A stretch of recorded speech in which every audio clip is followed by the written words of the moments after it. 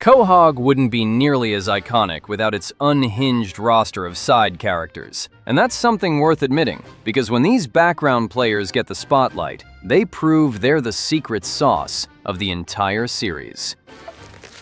Ew, how did you do that? Oh, well, let's just say when I was younger, I did some films I'm not particularly proud of. These episodes prove just how much these side characters can steal the show, and that's what we're digging into today. Let's start the show. Needing to replace your best friend, only to discover the new guy used to date your wife? Sounds like a sitcom setup designed to backfire. And that's exactly Season 8, Episode 7, Jerome is the New Black. Cleveland's exit to star in his own spin-off leaves Peter, Quagmire, and Joe feeling completely off balance. Hey guys, look! It's him! Hey, Cleveland! Why didn't you tell us you were back, buddy? Oh, it's a lamp. So they hold informal auditions for a fourth member, coming up empty until a guy named Jerome wanders into the Drunken Clam for a round of darts. He's suave, capable, and an instant hit with the group. What a fantastic evening. Jerome, you are a wonderful addition to our group. Hey, thanks, Peter. I like you guys, too. So Peter brings him home to meet the family, and that's when things get uncomfortable fast. Lois recognizes him immediately. Jerome and Lois dated long before she ever met Peter, and despite her repeated reassurances that she's happily married, Peter spirals into irrational jealousy almost overnight. You're not really gonna hang out with him, Lois, are you? We're just friends, Peter. Don't tell me you're jealous. A drunken late-night decision to throw a beer bottle through Jerome's window accidentally burns the man's house down, which is bad enough. But the next morning, Lois, completely unaware of any of it, offers to let Jerome crash at the Griffin house while repairs happen. You are more than welcome to stay with us. What? Oh, well, thank you, Lois. Man, I'm so lucky to have real friends like you and Peter. Living under the same roof as his own insecurity pushes Peter to ridiculous lengths, dressing up as a ghost, complete with a lit torch, just to scare Jerome out. Oh, fire ghost! Oh, you scared yet? Didn't know this place was haunted, did you? Peter, take that thing off! And when that fails, Peter finally just says it outright. He wants Jerome gone because he's convinced the guy is after Lois. Jerome, genuinely offended that Peter would think he'd betray a friend that way, packs quietly and leaves without a fight. Peter, I'm sorry if I caused you any trouble. I won't be bothering you again. Lois is disgusted once she finds out, and the gut punch lands harder when she reveals Jerome had actually bought Peter a thoughtful thank you gift for letting him stay. This is one of Nick's garbage sculptures. Yeah, pretty thoughtful, isn't it? Oh boy, do I feel like a Peter tracks him down to apologize, and in classic Jerome fashion, the apology gets accepted with real grace, securing his spot in Quahog for good. Messing up badly enough to run away from home, only to get scooped up and renamed by your town's most stubborn maid, is a uniquely Stewie problem. And that's Season 10, Episode 4, Stewie Goes for a Drive. An unauthorized joyride opens the episode, with Stewie wrecking Brian's car and getting caught instantly because Rupert gets left behind in the back seat. I can't believe you drove my car! You could have gotten yourself killed! I'm gonna have to tell Peter and Lois. No, you can't tell them! I'll be in so much trouble! Facing real punishment from Peter and Lois for the first time in his life terrifies him enough to pack a bag and run. Guess I'm on my own now, Rupert. It could be worse, though. At least I'm not getting stabbed by some random guy on the street. But he hops the wrong bus and ends up stranded in a genuinely sketchy part of town. What? This isn't the airport. Oh my god, Rupert, we've got to get out of here! Consuela spots him right as things start looking dire, declaring, "Baby all alone in street, I take baby home," before scooping him up without a second thought. She brings him into her crowded house, decides on the spot that he's hers now, and renames him Ernesto. Consuela? Hey, it's Brian. I'm looking for Stewie. No, baby, aquí. Fully folding him into family life, right down to soup duty for an upcoming quinceañera. Brian eventually sniffs out his exact location and shows up to bring him home. Come on, let's go. No, I'm not going back. I can't. They're gonna be mad at me. I didn't tell anyone.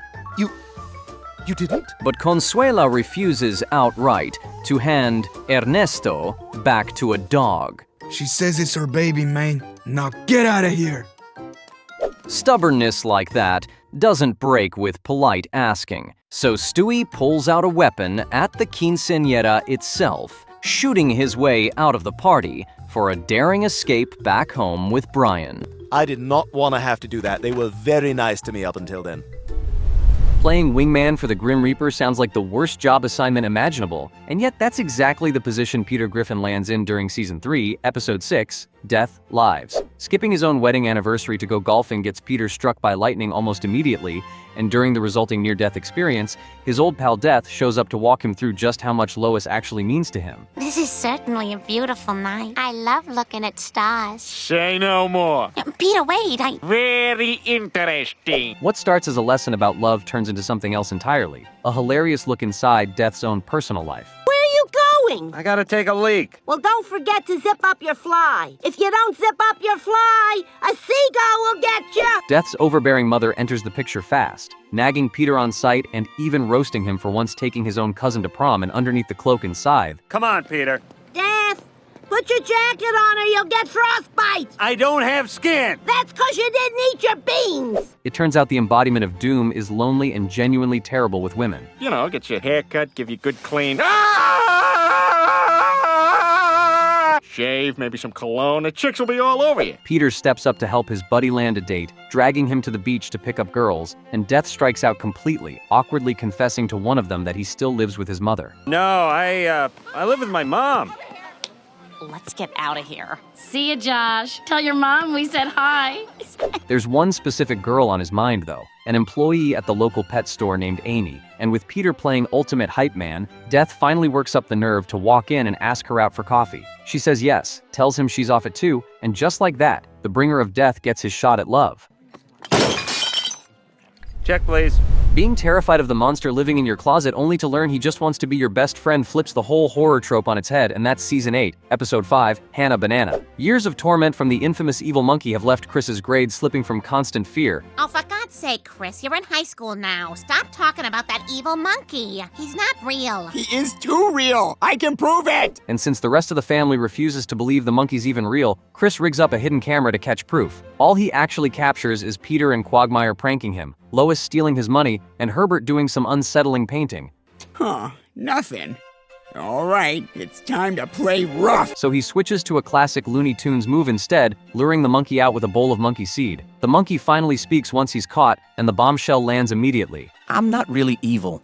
It talks! If someone will please untie me, I'll explain everything. No, Dad, don't do it! He's evil! He was never evil to begin with. His backstory is genuinely tragic. Coming home from work one day to find his wife cheating on him with another monkey, and the depression and homelessness that followed pushed him straight into Chris's closet, where his famous angry pointing was just an awkward attempt at conversation the whole time. So I moved into Chris's closet just until I got back on my feet again. Wound up living in there for 9 years.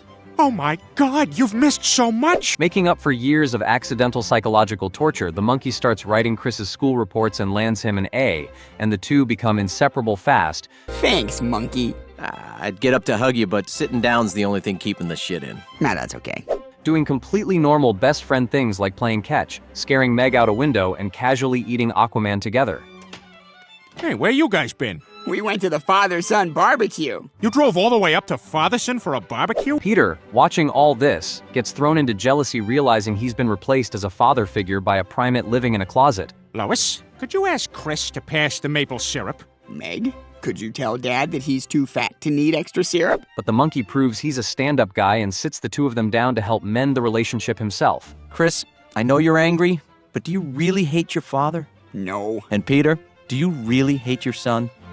No. Right as that wholesome moment lands, the episode's B-plot crashes in. Stewie and Brian discover that teen pop star Miley Cyrus is secretly a Disney-engineered android, and after accidentally messing with her wiring, she goes on a full destructive rampage through the city.